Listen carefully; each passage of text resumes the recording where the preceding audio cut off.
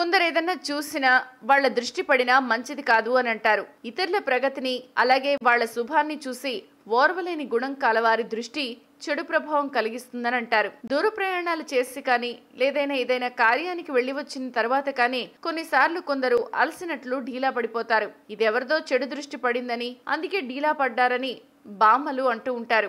ఈ దిష్టిని తొలగించడం కోసం వారు ఆవాలను గుప్పెట్లో తీసుకుని తల నుండి పాదాల వరకు శరీరానికి ఇరువైపులా గుండా చుట్టుతూ 3 సార్లు తిప్పి మంటలో పొయ్యిలో వేస్తారు. ఈ విధంగా తిప్పుతున్నప్పుడు తిప్పేవారు మరియు తిప్పించుకునేవారు నిశ్శబ్దంగా ఉండాలని చెప్తారు. అలా పొయ్యిలో ఆవాలు పటపటా మండుతూ కాలి పేలుతూ ఉంటే దిష్టి నాశనం అవుతుందని తలచేవారుంటారు. వాస్తవానికి ఇలా దిష్టి తీయడంలో మానసిక చికిత్స అంశం దాగి ఉంది.